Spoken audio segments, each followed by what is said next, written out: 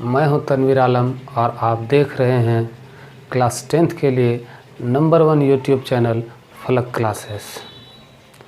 आज मैं आप लोगों को बताऊंगा उदाहरण 5। इसके बाद अंकगणित की आधारभूत प्रमेय को और किस नाम से जाना जाता है। इसके अलावे उदाहरण 6 बताऊंगा और अभाज्य गुणनखंड पर आधारित एक महत्वपूर्ण सूत्र बताऊंगा जिससे 4 और अन्य सूत्रों का निर्माण होगा। तो आइए आज की क्लास का स्टार्ट करते हैं। तो पहला जो सवाल हमारा है उदाहरण 5, संख्याओं 4n पर विचार करिए जहां n एक प्राकृत संख्या है। जांच कीजिए कि n का कोई ऐसा मान है जिसके लिए 4n अंक शून्य पर समाप्त होता है। तो देखिए, ये क्वेश्चन को आप अगर बेहतर ढंग से समझना चाहते हैं तो उसको समझने से पहले आपको एक बात समझना होगा कि शून्य पर जो संख्या समाप्त होती है वैसी संख्या जो शून्य पर समाप्त होती है, तो ऐसी संख्या को आपको समझना होगा। अगर ऐसा समझेंगे तब ये समझ में आएगा। तो ये क्वेश्चन मैं अभी आपको बताऊंगा, लेकिन पहले हम लोग शून्य पर समाप्त होने वाली संख्याओं पर देख लेते हैं। तो आइए कुछ हम दिखाते हैं आपको शून्य पर समाप्त होने वाली संख्याएं।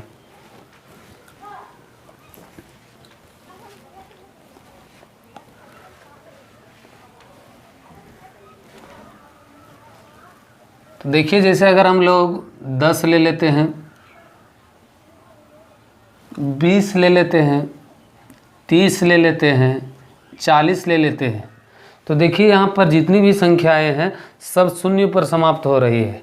देखिए लास्ट में 0 0 0 0 नज़र आ रहा है।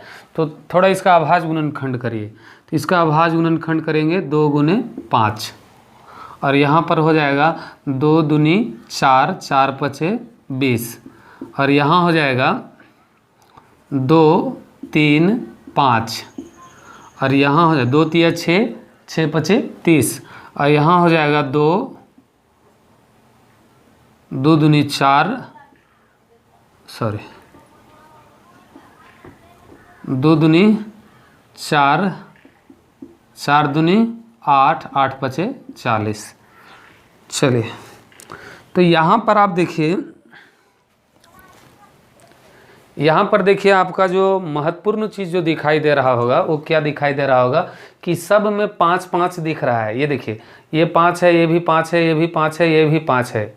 तो इधर तो आपको 5 5 5 दिख रहा है और इधर देखिए तो सब में 0 दिख रहा है आपको। ये देखिए, तो इधर जो उधर आपको 0 दिख रहा है और इधर जो है आपका 5 दिख रहा है। तो यहाँ से एक नया बात निकल करके आया।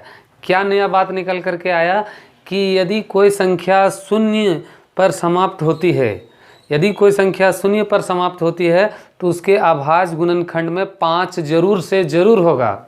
ये क्लियर है। ये देख लीजिए, आप लोग एक बार अच्छा से समझ लीजिए। चलिए, अब इसको हम मिटा देते हैं, उसके बाद आपको क्वेश्चन को बताते हैं। अब देखिए, अब हम ये क्वेश्चन बनाते हैं, ठीक है। तो पहले यहाँ पर एक नियम है, वो नियम लिख देते हैं। हल, यदि किसी n के लिए, यदि किसी n के लिए, यदि किसी n के लिए कोई संख्या 4n पर, कोई संख्या 4n शून्य पर समाप्त होती है, शून्य पर समाप्त होती है,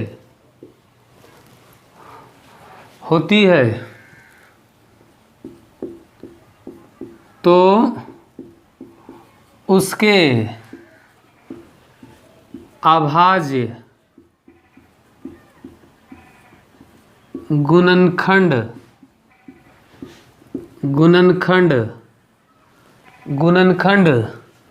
में 5 आना चाहिए। क्या आना चाहिए?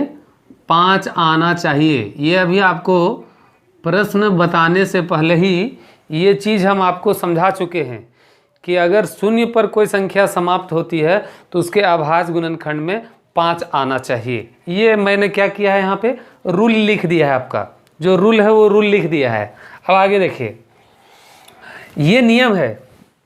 अब यहाँ पर क्या दिया हुआ है, 4n दिया हुआ है, तो इस 4n पर हम बात करते हैं। देखिए 4n का हम अभाज्य गुणनखंड करने जा रहे हैं, तो 4 को हम लोग क्या तोड़ सकते हैं, 2 गुने 2 और इस पर पावर n लगा हुआ है।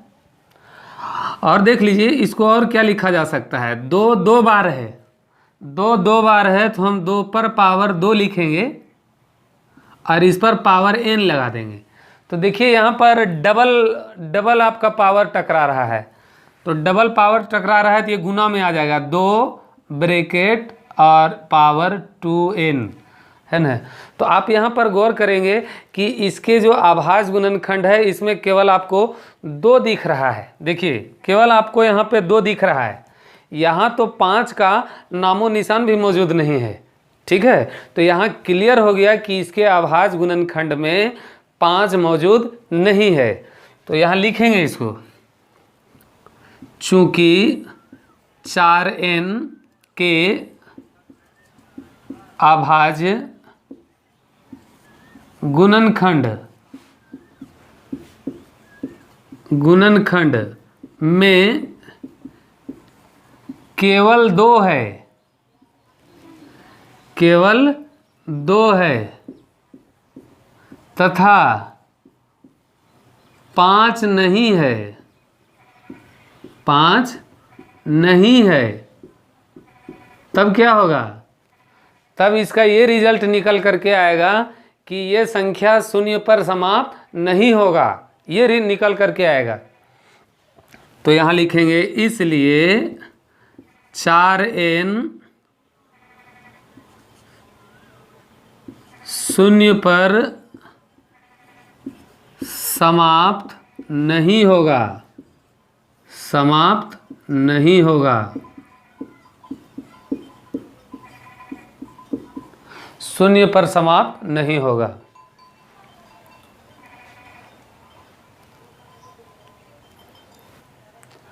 अब जो है ये उदाहरण आपका 5 क्लियर हो गया है। अब हम आपको अगला पॉइंट बताने जा रहे हैं। अगला पॉइंट क्या है कि अंकगणित की आधारभूत प्रमेय, अगर आप इसके बारे में मैं बता चुका हूँ, अंकगणित की आधारभूत प्रमेय, अगर ये बात अंकगणित की आधारभूत प्रमेय नहीं समझ में आ रहा है तो पीछे का मेरा लेक्चर जो है रिकॉर्ड है और मैं डिस्क्रिप्शन में पीछे के वीडियो का लिंक प्रोवाइड कर दूंगा, तो आप समय निकाल करके वो वीडियो देख लीजिएगा, तो आपको अंकगणित की आधारभूत प्रमेय का डिटेल जानकारी पता चल जाएगा। चलिए, तो आपको बताए थे कि अंकगणित की जो आधारभूत प्रमेय है उसका एक और नाम है। अब वो नाम क्या है, तो देख लीजिए किताबों में या जो नियम है असली वो उसका नाम अंकगणित की आधारभूत प्रमेय है, लेकिन अंकगणित की आधारभूत प्रमेय हम लोग अक्सर बोलते नहीं हैं, यानी बोल चाल में और ज़्यादा जो प्रचलित उसका दूसरा जो नाम है वो उसका नाम है अभाज्य गुणनखंड विधि। तो ये क्लियर हो गया कि अंकगणित की आधारभूत प्रमेय का दूसरा नाम और प्रचलित नाम जो है वो है अभाज्य गुणनखंड विधि। तो इसको हम बोर्ड पर लिख देते हैं।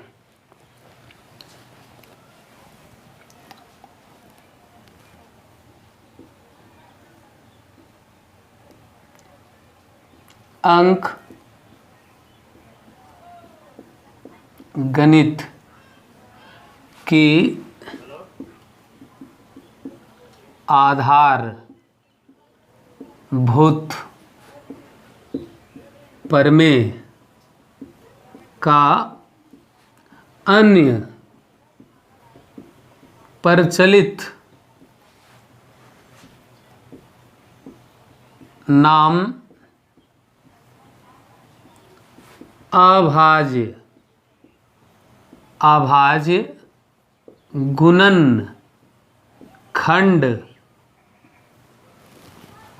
गुणनखंड विधि है।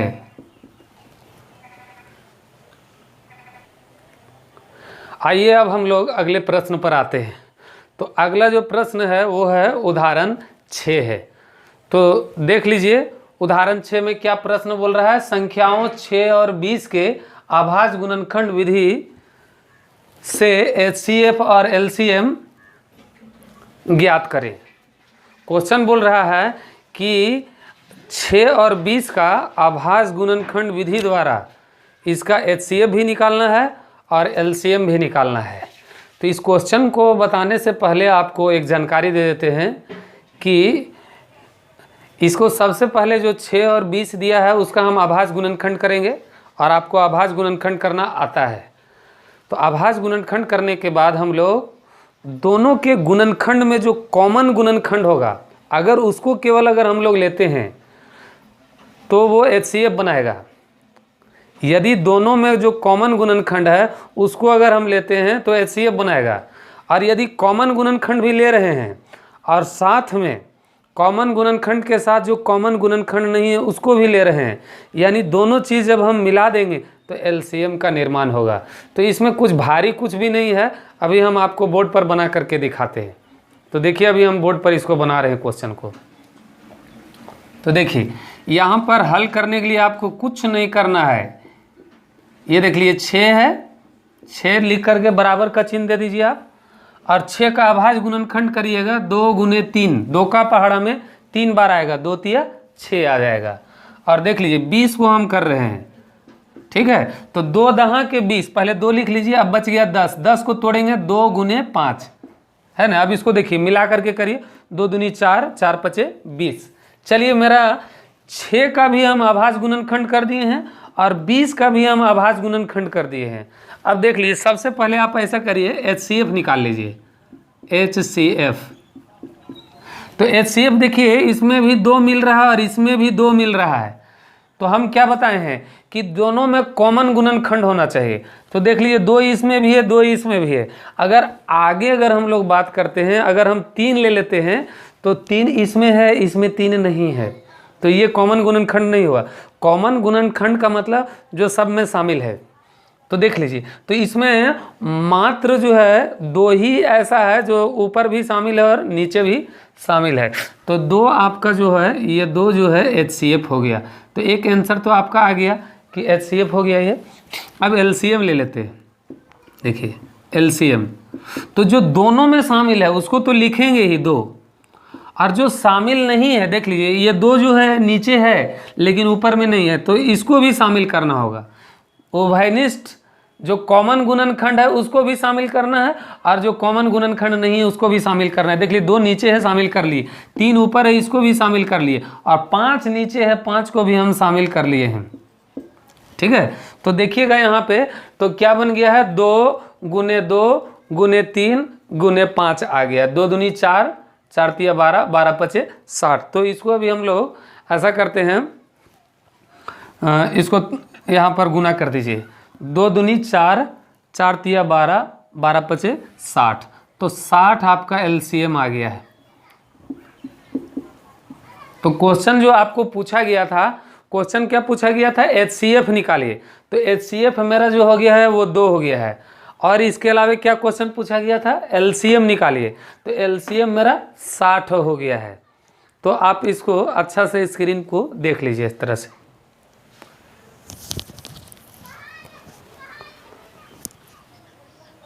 आइए अब इसी में एक काम का पॉइंट आपको बता दे रहे हैं। काम का पॉइंट क्या है वो समझ लीजिए। एक नया चीज़ जो हम लोग अगला जो अभी सूत्र बताएंगे अभी आपको, उस सूत्र को बताने से पहले एक कंसेप्ट दे रहे हैं। कंसेप्ट क्या है इसको अच्छा से समझिएगा, ठीक है। अभी जो हम बनाए हैं क्वेश्चन, इसी से आपको कंसेप्ट भी समझ में आ जाएगा। आप कैसे समझिएगा अभी देखिएगा, आप अच्छा से समझिएगा, ठीक है। तो यहाँ पर हम लोग क्या किए थे, सबसे पहले 2 संख्या लिए थे यहाँ, 6 और 20, ठीक है। तो 6 और 20, 6 और 20 2 संख्या है। तो जो आप संख्या लिए हैं, तो जो संख्या लिए हैं आप ऐसा करिए, उस संख्या को गुना कर दीजिए। तो जो संख्या 6 और 20 था, 6 और 20 इसको आप गुना कर दीजिए, 6 और 20 गुना कर दीजिए। तो कितना आ जाएगा, ये संख्या है, संख्या को इसको A मानिए और इसको B मानिए, ठीक है। इसको A मानिए और इसको B मानिए और इसको दोनों गुना करिए, देखिए तो 120 आया ये, अच्छा, इसका जो सबसे बड़ा जो रहस्य है उसको ज़रा सा आप पकड़िए। तो मेरा HCF कितना आया है 2, और इधर क्या है LCM कितना आया है 60 आया है। ठीक है, HCF 2 आया है और LCM मेरा 60 आया है। अब देखिए तो यहाँ पर भी आपको एक फैक्ट बता रहे हैं। तो ये 2 और जो 60 है इसको गुना करिए, यानी HCF और LCM को गुना करिए, LCM को गुना करिए। तो HCF 2 है, LCM 60 है, गुना करिए 120 आया। देखिए यहाँ जो संख्या हम लोग क्या लिए थे 6 और 20 लिए थे। ये देखिए क्वेश्चन में 6 और 20 संख्या है, 6 और 20 संख्या है। अगर इस संख्या को गुना कर रहे हैं तो 120 आया। देख लीजिए कितना बड़ा यहाँ से फैक्ट निकल करके आया है। ठीक है, तो जो हम संख्या लिए थे उस संख्या को गुना कर रहे हैं तो हमको रिजल्ट में क्या आ रहा है 120 आ रहा है। देख लीजिए संख्या 6 लिए थे और फिर 20 लिए थे, गुना कर रहे हैं तो 120 आ रहा है। अच्छा, दूसरा बड़ा फैक्ट इसमें क्या निकल के आ रहा है कि जो हम LCM HCF मेरा 2 आया है और LCM 60 है। तो देखिए HCF और LCM को गुना कर रहे हैं तो भी 120 आ रहा है, संख्या को गुना कर रहे हैं 6 और 20 को तो भी 120 आ रहा है, और HCF और LCM को गुना कर रहे हैं तो भी 120 आ रहा है। तो इसका मतलब ये हुआ कि यहाँ से एक नया नियम और एक नया रिलेशन निकल करके आया है। तो अभी मैं आपको वो रिलेशन अभी अच्छा से बोर्ड पर समझाता हूँ। अभी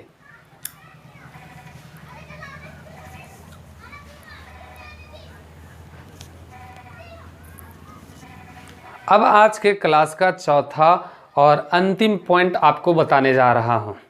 अभी आपको एक नया रिलेशन पर बात कर रहे थे, है ना, और आप बोर्ड पर उस चीज़ को आप देखें।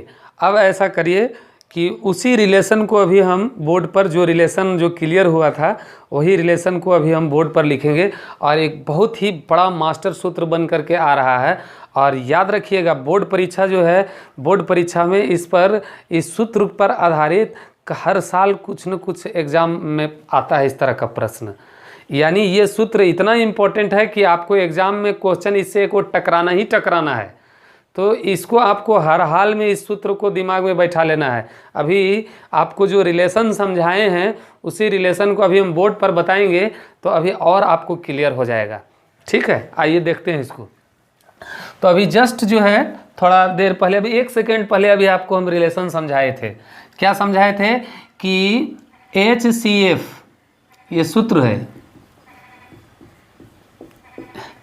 HCF और LCM ये दोनों को गुना किए थे, और उधर जो संख्या लिए थे A और B वो दोनों को गुना किए थे। तो ये देखिए दोनों तरफ बराबर हो गया था। HCF और LCM को गुना करने पर भी 120 आया था, और A और B को भी गुना करने पर 120 आया था। तो देख लीजिए HCF LCM को गुना कर देंगे, जितना रिजल्ट मिलेगा सेम रिजल्ट दोनों संख्या को गुना करने पर मिलेगा। तो यहाँ से एक नया रिलेशन आपका निकल करके आया है। ये आपका मास्टर सूत्र हुआ। अभी देख लीजिएगा, इसी से आपको अभी 4 क्वेश्चन अभी बना करके अभी आपको दिखाएंगे। देखिए कैसे बनता है। देख लीजिए ये मेरा मास्टर सूत्र है। अब यहाँ से देख लीजिए, अभी मैं गिनती से यहाँ 4 सूत्र लिखूंगा। अगर आपको परीक्षा में बोल देगा कि HCF निकालिए तो HCF कैसे लागू करेंगे, देखिए यहाँ से HCF लेंगे, LCM छोड़ दीजिए और आगे लिखे A गुने B। अब जो क्या बच गया था LCM, जो बच गया था LCM नीचे लिख दीजिए। देखिए एक सूत्र HCF निकालने का एक सूत्र आपको मिल गया है। ठीक है, अब इसी तरह से अगर LCM का देखिए सूत्र निकाल के दिखा रहे हैं, यहाँ से आप LCM ले लीजिए, सिर्फ LCM ले लीजिए, HCF को छोड़ दीजिए यहाँ, और आगे देखिए यहाँ जो A गुने B लिखा है उसको लिख दीजिए। तो छोड़े LCM लिए थे, HCF छोड़े थे, जो छोड़े थे उसको आप नीचे कर दीजिए यहाँ पे। ठीक है, तो देख लीजिए LCM निकालने का भी इसी से सूत्र निकल गया है ना। अब इससे देखिए तीसरा सूत्र आपका निकालते हैं, तीसरा सूत्र आपको निकाल के दिखाते हैं। ठीक है, मान लेते हैं HCF LCM और B दिया हुआ, हमको A निकालना है।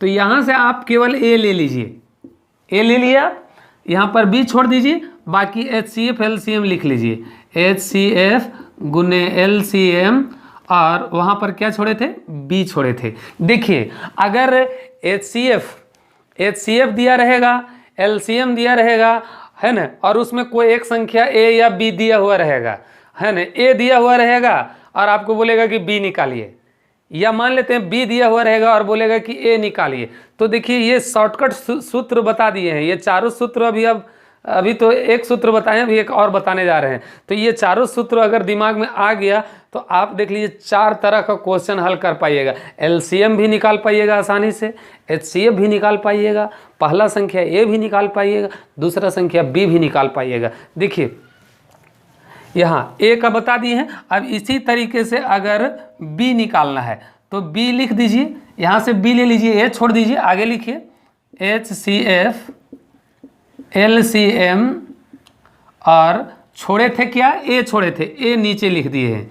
तो देख लीजिए एक बार मैं इसका रिव्यू कर रहा हूँ। ये जो सूत्र है एचसीएफ निकालने का सूत्र है, और ये जो सूत्र है वो एलसीएम निकालने का सूत्र है, और ये जो है पहला संख्या ए निकालने का सूत्र है, और ये दूसरा संख्या बी निकालने का सूत्र है। और आपको विश्वास दिला रहे हैं कि अभी जो आने वाला जो प्रश्नावली है या आगे का जो उदाहरण है तो वहाँ पर आपको इस तरह का क्वेश्चन मिल जाएगा। और परीक्षा में हर साल है ना इस रिलेशन पर जो है क्वेश्चन पूछता ही पूछता है। तो ये आपके लिए बहुत इंपॉर्टेंट सूत्र है, इसको आप लोग अच्छा से याद कर लीजिएगा। इसको थोड़ा एक बार स्क्रीन से मैं हट जाता हूँ, आप लोग अच्छा से इसको देख लीजिए। उम्मीद करते हैं कि ये आपको समझ में आया होगा। यदि मेरा वीडियो अच्छा लग रहा है तो आप लोग वीडियो को लाइक कर दीजिए, चैनल को सब्सक्राइब कर दीजिए और नोटिफिकेशन बेल के बटन को दबा दीजिए, ताकि जब भी मैं कोई नया वीडियो अपलोड करूं तो सबसे पहले इसकी जानकारी आप तक पहुंचे। तो आपसे दोबारा मुलाकात होगी। जय हिंद।